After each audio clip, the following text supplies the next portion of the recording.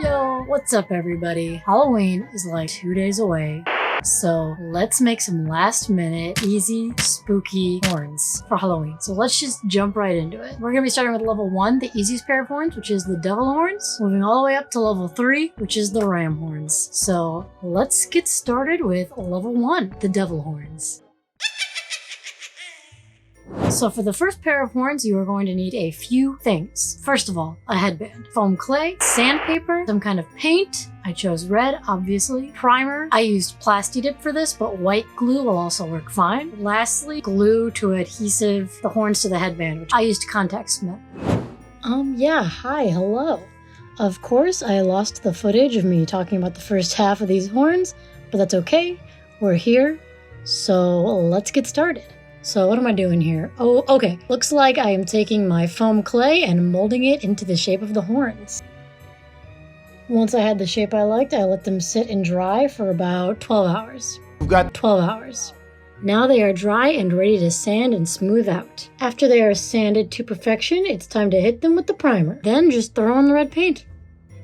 Okay, we've got our horns painted. They kind of look like two little chili peppers right now, but that's all right. That means you're doing it right. If you don't like the paint lines on your horns, if they're like bothering the crap out of you, spray paint them. That's what I would recommend. I just wanted to use what I have. Up to you though. If you prefer like a smoother look, spray paint is definitely the way to go. So now all we have to do is glue these on a headband. I'm using contact cement because that's what I have, but if you have hot glue, super glue, those will also work. So see what you got. And just like that, the first pair of horns is done.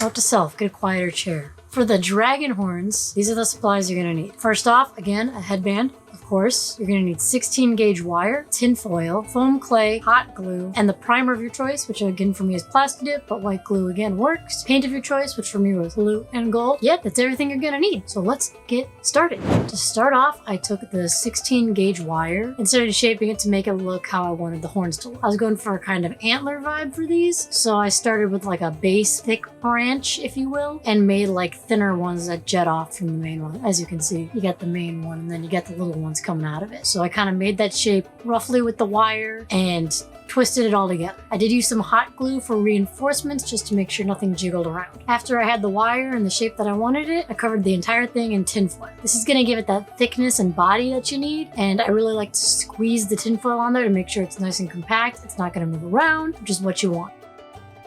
After your tinfoil is firmly in place, it's time to cover the entire set of horns in foam clay. Don't worry about smoothness yet, just get it covered, kind of roughly smooth it out, and just a general smoothness.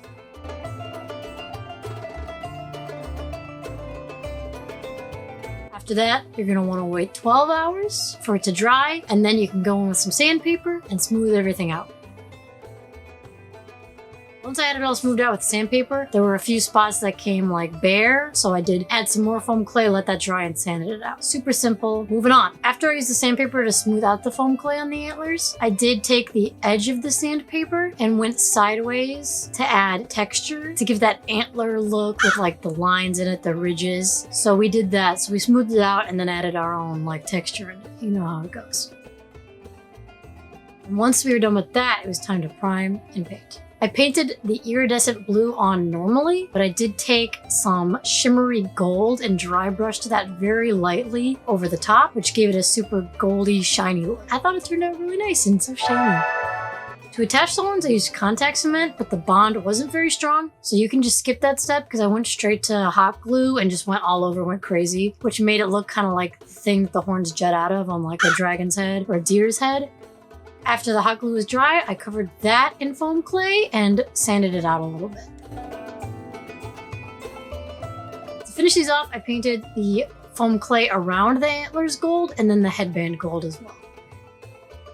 And that's level 2 complete. Good job, everyone.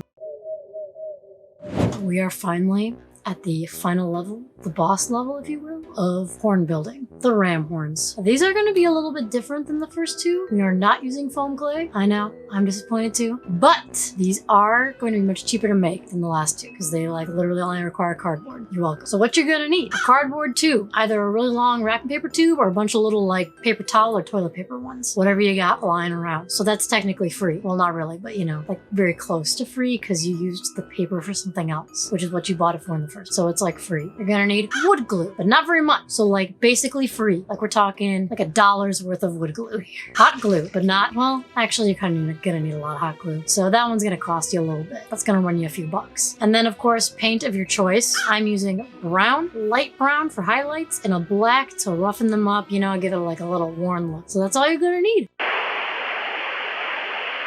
First thing I do is take my cardboard tube and cut it up into little rings. Once you have all your rings out, you're gonna wanna start cutting them and making them smaller in circumference, descending from largest to smallest. I think I did about 10 for each horn, and you wanna make sure the bigger one fits like pretty snug into the next smaller size. And you're gonna do that until you go all the way to the end. That's all you're gonna need for the first step. Once I had all the sizes I needed, I put them together and used hot glue to glue them together going around the ring. I was pretty generous with the hot glue because it doesn't need to be smooth. The horns, ram horns kind of have those ridges in them, so the hot glue is kind of gonna act as that ridge for us. So, you know, go a little crazy with the ridge there. As I'm going down the horn, I'm making sure to slightly angle each one so they kind of curve in to get that like the C, the curve effect.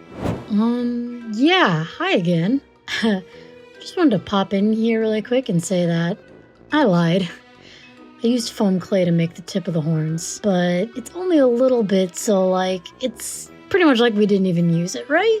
After both horns were glued together, we covered the whole thing in wood glue and let that dry. I also did like a paper mache thing, but it looked bad, so just skip that step. That was me just trying stuff and it didn't work. So then I went ahead and painted. We started with the medium base brown, and then went in with a black wash, which is black paint and a lot of water. Put that over the whole thing, wiped away the extra with a paper towel. Finally, I lightly dry brushed the light brown over the top, only really trying to hit the like highlight, the high point of the ridges to make that like brighter and stand out from the rest. I covered the base with some cardboard and finished them off by gluing them to a headband.